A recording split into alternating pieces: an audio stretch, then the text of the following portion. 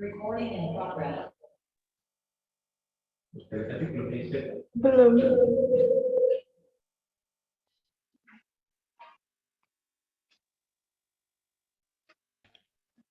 Silakan Mbak, bisa share screen untuk mempersingkat waktu kami.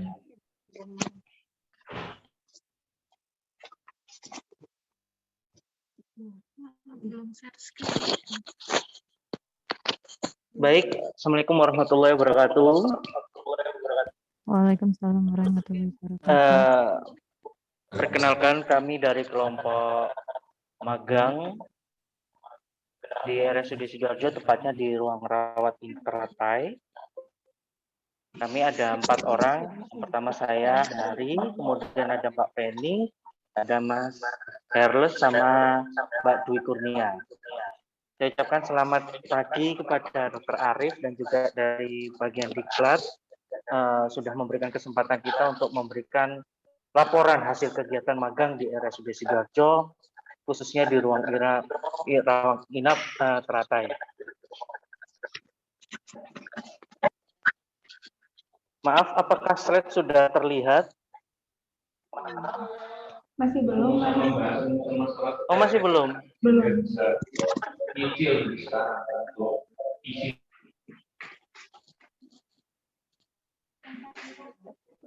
Keluar dulu. Di close dulu. Diulangi.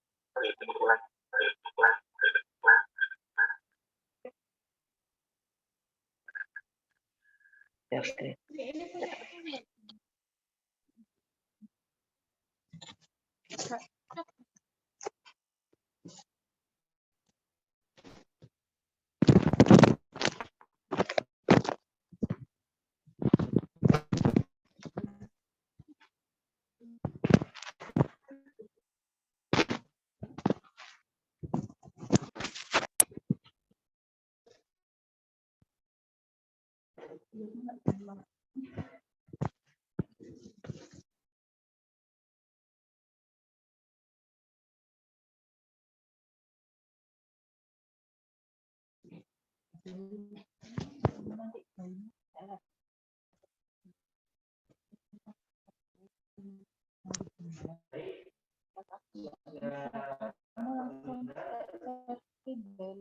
Lihat. Siap sudah, Mas. Bisa dimulai. Baik, saya akan memulai.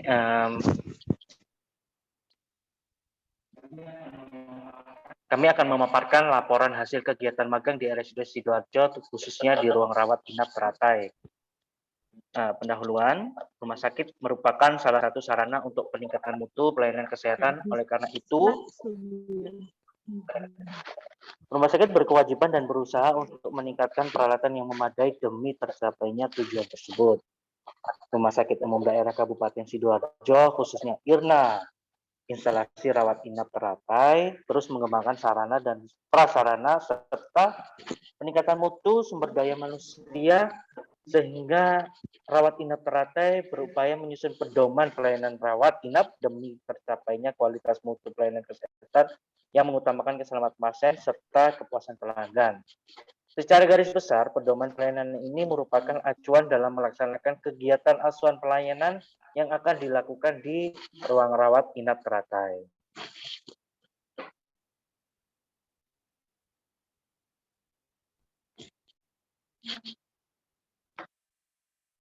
Maaf Mbak, ini agak lemot di sini ya, jadi agak membutuhkan waktu sedikit. Baik, tujuan dari kegiatan magang kita adalah memaksimalkan kegiatan magang yang diselenggarakan di RSUD Sidoarjo. Kemudian menyelesaikan tugas dari rumah sakit kita, yaitu RSUD Sidoarjo Barat. Kemudian sebagai acuan pembangunan, pengembangan pelayanan dan rawat inap di RSUD Sidoarjo Barat, agar kita bisa menggali informasi tentang pedoman pelayanan rawat inap itu seperti apa. Baik, ini adalah profil IRNA Teratai. Rawat inap teratai di RSUD Kabupaten Sidoarjo merupakan ruang pelayanan rawat inap kelas 2 dan non-kelas yang terdiri dari 87 tempat tidur, Akan tetapi tidak menutup kemungkinan juga merawat pasien kelas 3 apabila ruang mawar kuning dan mawar merah putih ruangannya penuh. Sebagai pelayanan rawat inap kelas 2, Irna Teratai melayani kasus-kasus bedah dan non-bedah. Untuk non-kelas, Irna Teratai terdiri dari ruang HCU dan ruang isolasi. Dan ruang isolasi ini sebenarnya khusus hanya untuk pasien yang diberikan diagnosa tetanus.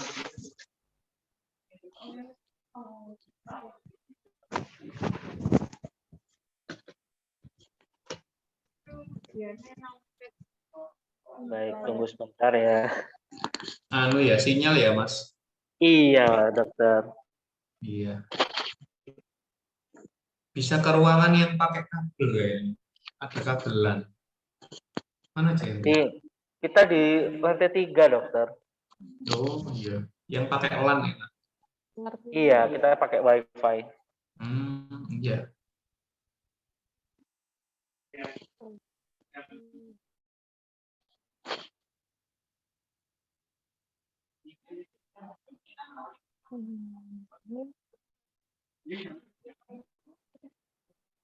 Seperti itu sangat buka bisa ambil seperti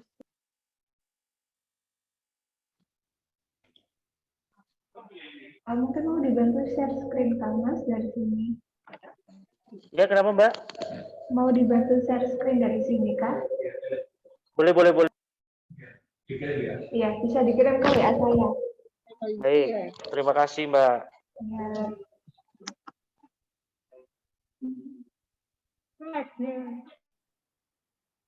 Yang mungkin sinyalnya agak susah bisa off cam, karena kalau misalkan on cam itu biasanya agak lemot. Nggak apa-apa on off cam. Yang share aku apa? Kamu deh.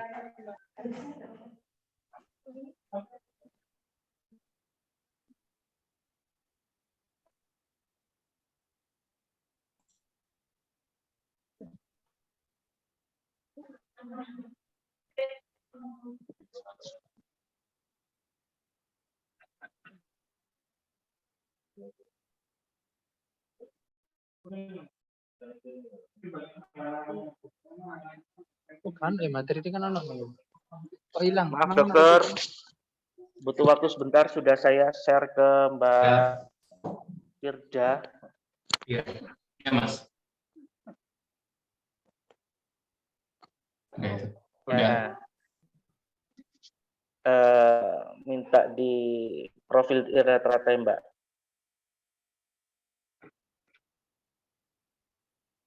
Ke atas lagi. Nah,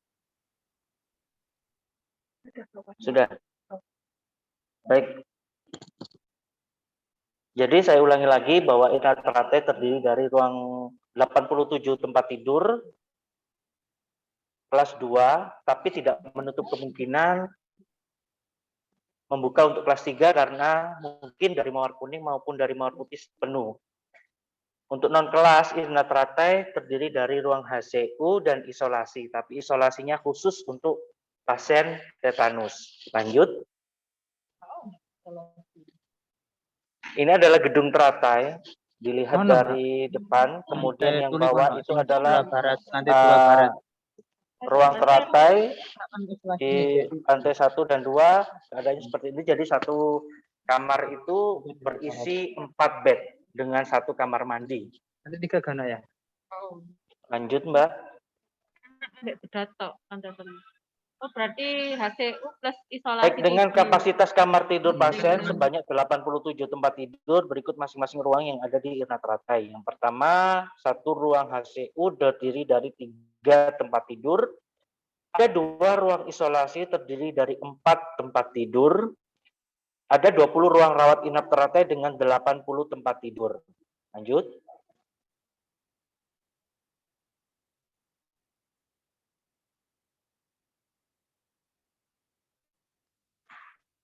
Baik, ini adalah alur pelayanan pasien yang masuk ke ruang rawat inap Teratai. Jadi pasien dengan masuk dengan MRS melakukan pendaftaran, terjadi general consent di sana, pasien ditransfer ke ruang rawat inap, kemudian ada ruang pit stop di ruang mawar teratai itu kayak seperti sign berwarna merah, itu penanda bahwa pit stop di situ pasien diterima di ruang rawat inap teratai, dilakukan handover di situ antara pengantar pasien dari UGD maupun dari ruangan lain ke ruang rawat inap.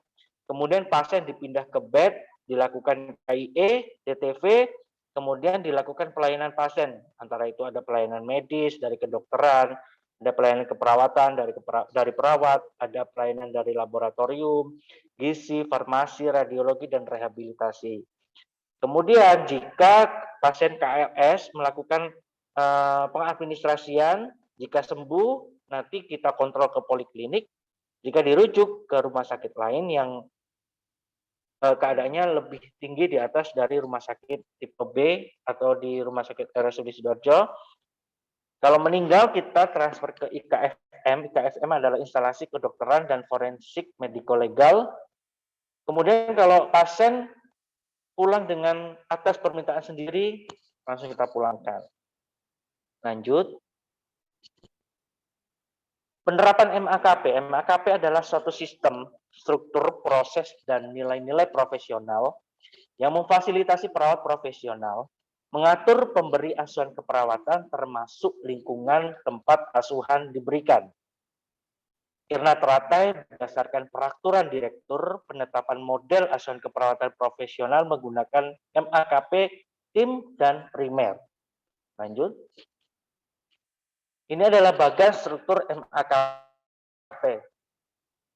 Jadi terdiri dari ada kepala perawat instalasi, ada lantai 1 dan lantai 2.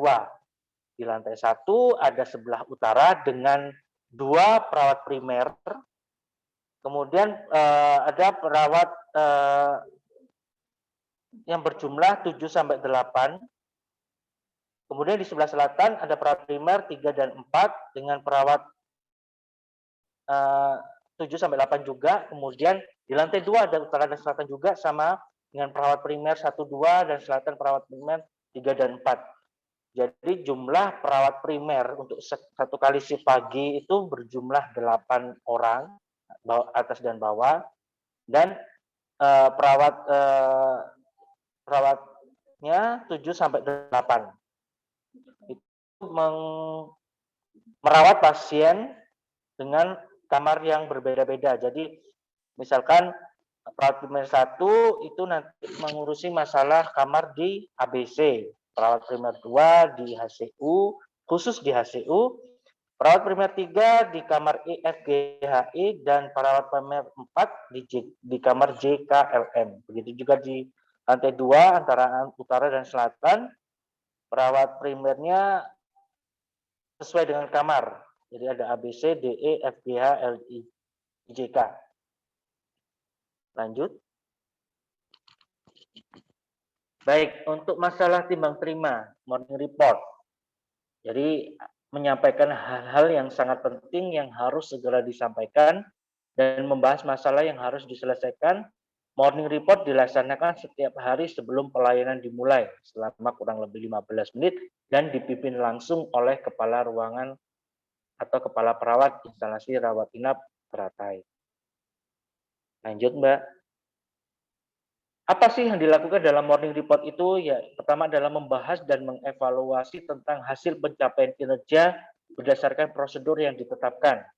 Apabila terdapat hasil yang belum mencapai, dilakukan diskusi untuk memperoleh solusi. Kemudian menyampaikan kondisi tentang SDM, sarana prasarana, masalah administrasi pasien, kondisi pasien yang khusus atau loss yang memanjang. Kemudian juga membahas masalah obat-obatan yang diserahkan. Kemudian menanyakan kembali ke perawat penerima tentang kejelasan informasi yang ditimbang terimakan. Lanjut. Selain ada morning report, ada timbang terima pergantian shift. Jadi dari shift pagi ke shift sore, maupun dari shift sore ke malam dan malam ke pagi. Yang dipimpin oleh kepala ruangan atau ketua tim atau PJ shift bagi yang shift sore dan malam. Yang diikuti oleh semua perawat sebelumnya. Timbang terima dilakukan di nurse station untuk menjelaskan keadaan dan masalah pasien serta melaporkan tindakan yang sudah dan belum dikerjakan, yang kemudian dilanjutkan dengan mengunjungi pasien ke ruangan pasien untuk divalidasi. Lanjut. Timbang terima pasien pindah ruang. Jadi timbang terima dilakukan di nurse station oleh perawat pengantar dan perawat. Informasi yang ditimbang terimakan antara lain adalah identitas pasien, kemudian riwayat penyakit, ada pemeriksaan fisik, kemudian ada kalau bila ada laboratorium itu juga dilaporkan. Lanjut. Kemudian alasan pasien ditransfer itu apa? Kemudian usulan pengobatan di ruang perawat sebelumnya dan juga yang akan direncanakan selanjutnya seperti apa, kemudian pengobatan dan tindakan yang sudah dilakukan itu apa saja, itu yang harus dilaporkan. Jika ada hasil penunjang yang diserahkan, kemudian ada obat-obatan yang diserahkan, kemudian menanyakan kembali ke perawat penerima tentang kejelasan informasi yang diterima-terimakan. Jadi harus ada connecting ya antara informasi yang sebelumnya apa saja sudah dijelaskan, kemudian kita perlu mengulangi atau tidak, atau perlu ditambahkan edukasi apa saja yang belum, kita juga harus memberikan informasi tentang kejelasan tentang informasi tersebut. Lanjut. Selain timbang terima, kita juga ada sentralisasi obat. Jadi sentralisasi obat adalah pengelolaan obat di mana seluruh obat yang akan diberikan kepada pasien diserahkan sepenuhnya kepada perawat. Pengeluaran dan pembagian obat sepenuhnya dilakukan oleh perawat. Ini menurut Nur Salam tahun 2011. Kemudian dalam pelaksanaannya, obat yang dilakukan di RSUD Sidoarjo dimulai sejak pasien indikasi rawat inap, yaitu semua pasien rawat inap akan melakukan persetujuan sentralisasi obat di lembar rekam medis yang terdapat di persetujuan umum. Di lembar persetujuan umum, saat penerimaan pasien baru, perawat rawat inap akan memberikan informasi ulang terkait sentralisasi obat dan didokumentasikan di dalam lembar edukasi. Lanjut. Tujuan dari sentralisasi obat itu apa ya? Yang pertama adalah meningkatkan efektivitas penggunaan obat bagi pasien terkait farmakoekonomi. Yang kedua, meningkatkan pelayanan obat secara terkoordinir dan terkontrol, terutama untuk pasien rawat inap. Yang ketiga, mengontrol penggunaan dan kepatuhan pasien atas obat yang diresepkan. Yang keempat adalah meminimalkan masalah terkait pemberian obat oleh perawat maupun petugas farmasi. Lanjut.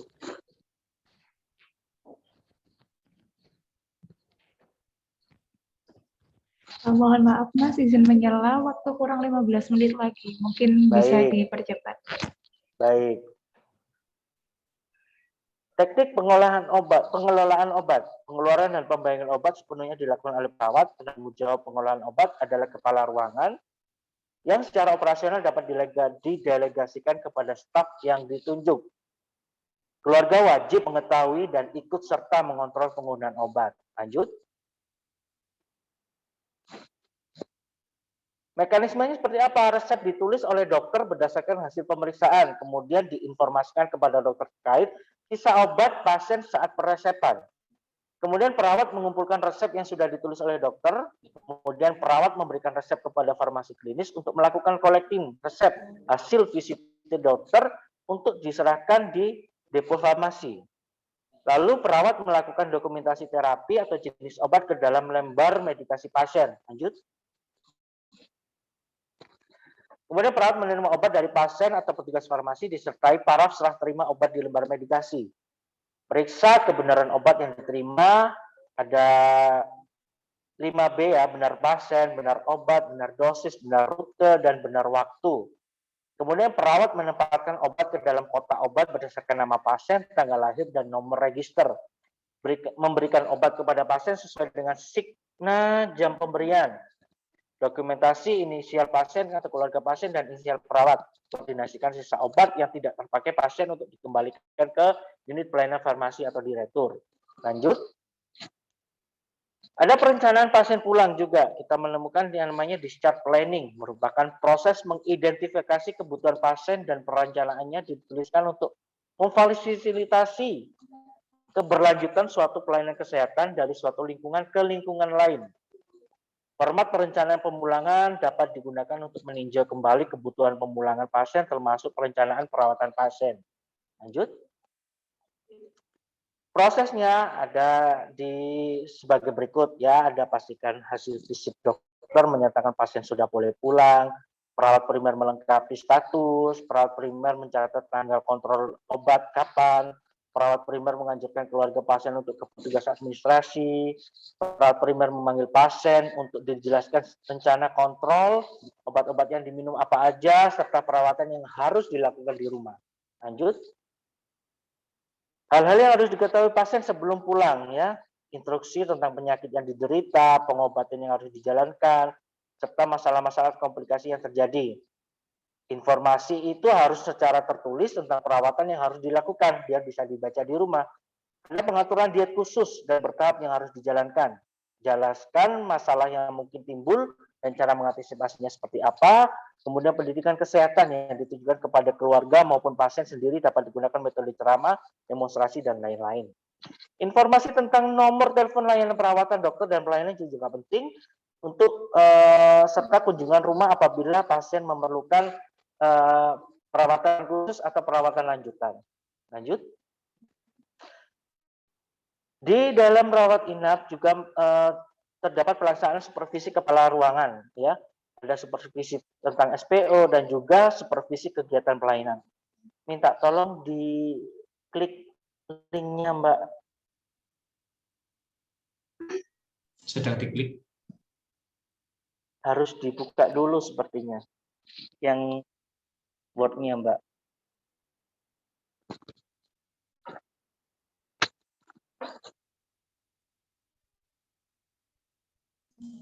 Ya, sudah. Word-nya sudah di-download, Mas. J, di dokter.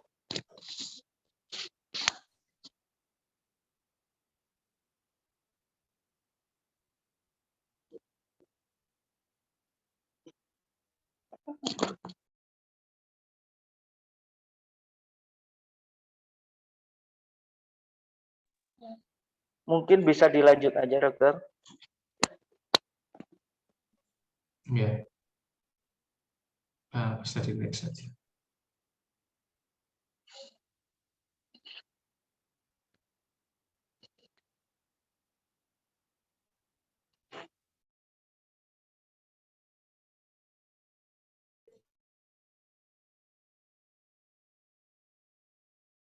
Ya, di sini juga sebenarnya agak lemot karena kemarin kita mau naikkan lagi daya ininya, apa, kecepatan dari WiFi-nya.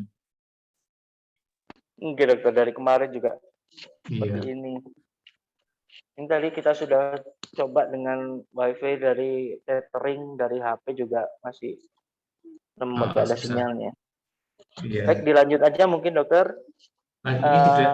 Nah, ini sudah. Nah, jadi jadwal supervisinya itu sudah terperinci ya.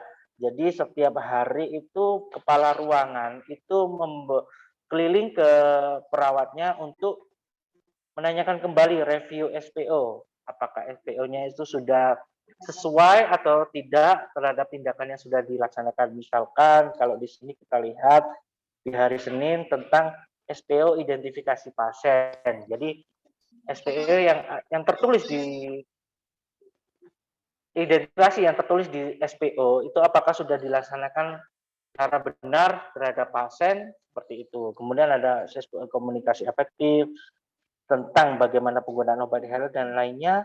Itu kita kepala ruangannya itu setiap hari ada jadwal supervisi SPO. Jadi SPO apa aja yang di supervisi SPO yang setiap hari dilaksanakan. Jadi bukan semua SPO yang ada di ruangan itu disupervisi, tapi hanya tertentu saja yang sering dilakukan setiap hari. Misalkan dari dari pagi sampai sore itu apa aja SPO yang sudah dilaksanakan, yang biasa dilaksanakan, itu yang disupervisi oleh kepala ruangan. Baik, mungkin lanjut yang slide tadi, Mbak Yuda.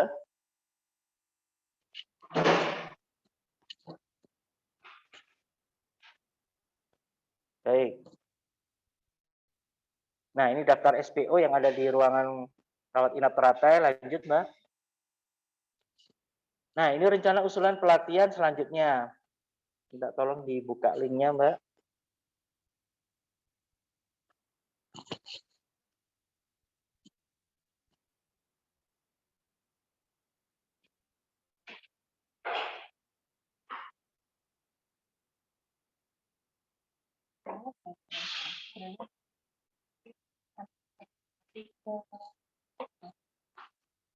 Baik.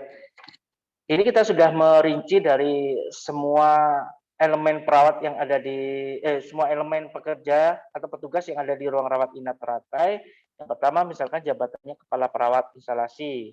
Pendidikannya harus sarjana keperawatan, minimal 5 tahun sebagai pelaksana, Katim dan CI. Pelatihan yang disyaratkan itu adalah manajemen bangsal, CI, clinical instructor, kemudian BLS, basic life support, customer care, patient safety, dan pengendalian lingkungan, dan lain-lain. Jumlah kebutuhan 1 orang, kemudian perawat primer, sarjana atau D3 keperawatan, minimal 3 tahun sebagai pelaksanaan, dan CI, clinical instructor. Pelatihan yang disyaratkan CI, BLS, EKG, customer care, patient safety, PPI, dan rawat luka. Kemudian ada perawat pelaksana, sarjana atau D3 keperawatan, minimal kurang dari 1 tahun bekerja di rumah sakit. Pelatihan yang disyaratkan harus BLS, customer care, EKG, patient safety, PPI, dan rawat luka. Lalu ada administrasi dan verifikasi atau verifikator. Pendidikan minimal sarjana, D3 atau SMA, minimal kurang dari 1 tahun bekerja di rumah sakit. Pelatihan yang harus disyaratkan adalah BLS, komputer administrasi, dan customer care. Ada pekarya. Pekarya ini seperti pramu atau helper ya, atau pramu bakti, pendidikan minimal SMA, minimal 1 tahun bekerja di rumah sakit. Pelatihan yang harus disyaratkan yaitu BLS, pelatihan dasar keperawatan. Lanjut ke slide sebelumnya, Mbak.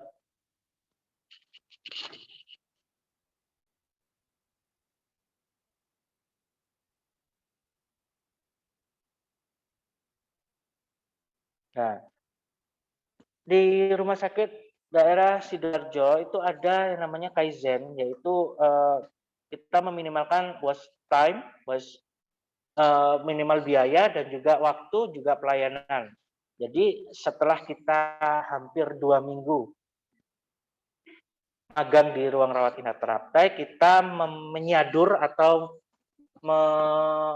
menyalin apa sih inovasi yang harus kita lakukan di rumah sakit Sidoarjo Barat itu. Jadi karena kita belum melakukan pelayanan kepada pasien, belum berjalan rumah sakitnya, jadi kita pikir untuk memberikan inovasi agar pelayanan ataupun biaya ini lebih bisa diresiko kecilkan. Itu kita ada yang namanya tas Sibara, ya, tas Sibar punya, ya. Ini kita seperti setiap pasien itu ada tas plastik gitu. Gunanya untuk apa? Ini hubungannya dengan kefarmasian. Jadi biasanya kalau dari farmasi itu kan memberikan obat kepada perawat untuk dilakukan sentralisasi obat, biasanya memakai kresek atau tas plastik. Nah, biasanya tas plastik ini nantinya dibuang. Jadi sepertinya tidak efektif untuk dilakukan menambahi biaya sampah atau sampah plastik yang ada di rumah sakit. Jadi setiap pasien itu ada tas bentuknya plastik, jadi setiap kali mau dilakukan sentralisasi obat, itu tas pasien tersebut kita bawa ke farmasi untuk dilakukan pemberian obat, dan nanti disentralisasi ke perawatnya, kemudian kembalikan lagi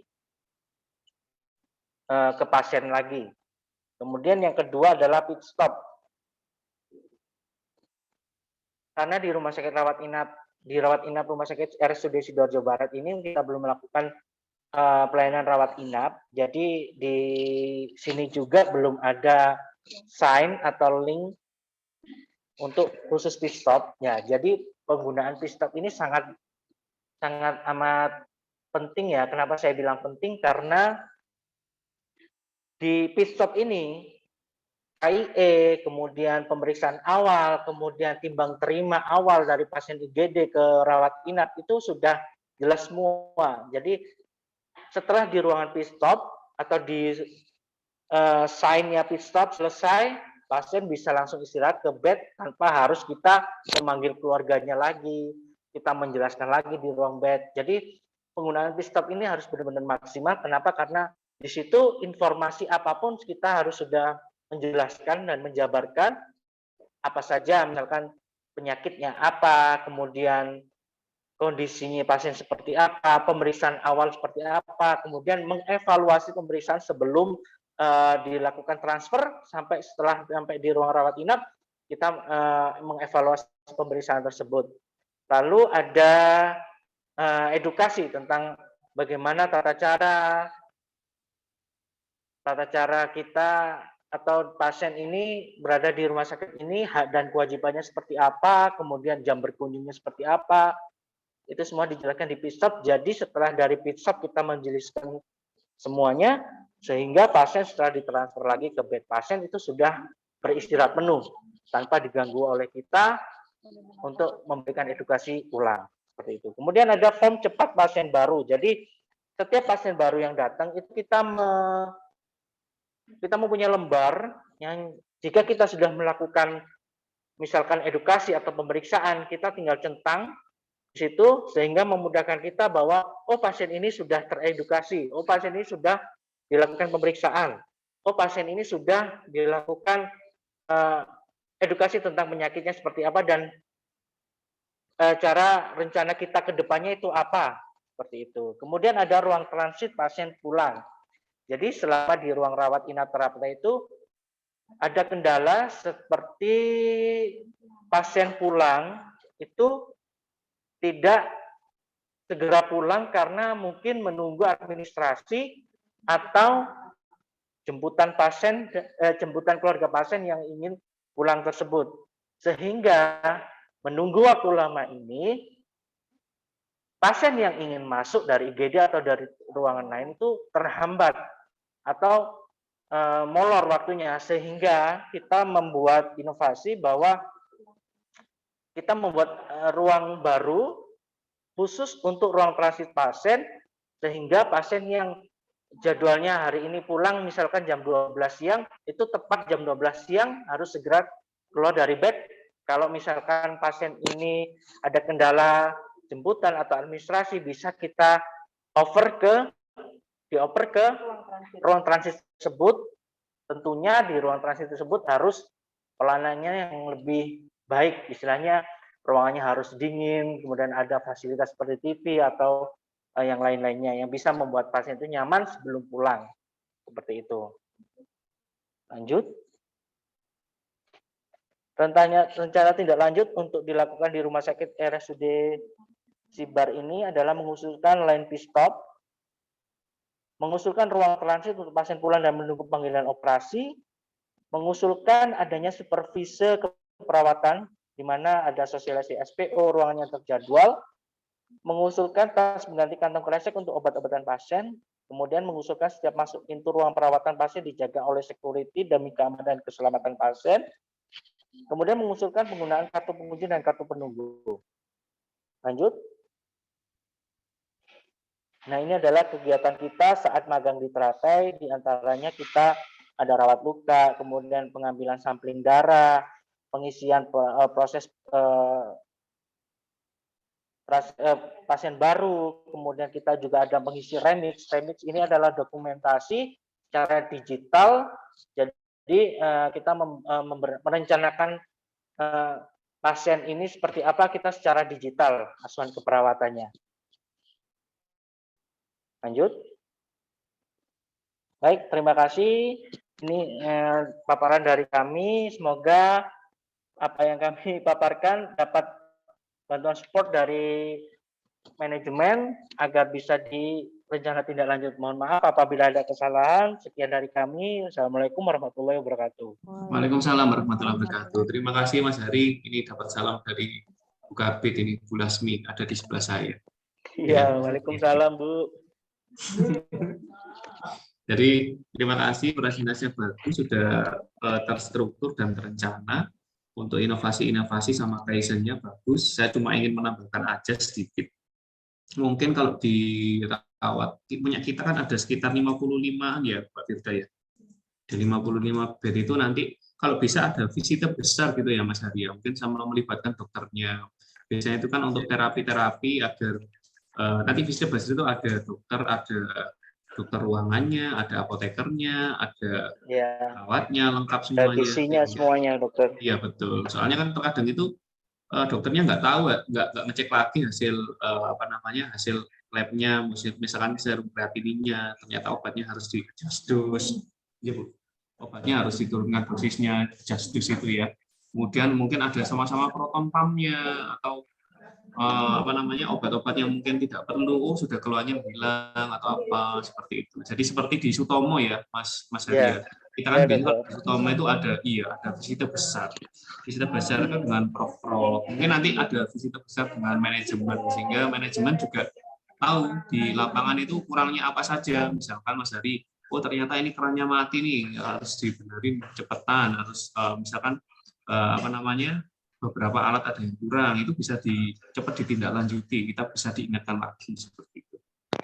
Kemudian mungkin nanti saya juga usul Mas Hari, nanti kalau bisa saat kita membuat SIM RS itu di aplikasi SIM RS itu kita bisa lihat secara real time itu mengenai loss kita berapa. Jadi manajemen itu tahu loss-nya, alosnya, bornya, kosongan ruang itu bisa tahu di website. Jadi di website itu bisa online, jadi online ke masyarakat. Ini kosongnya ini, apalagi ruang-ruang yang VIP yang di atas itu.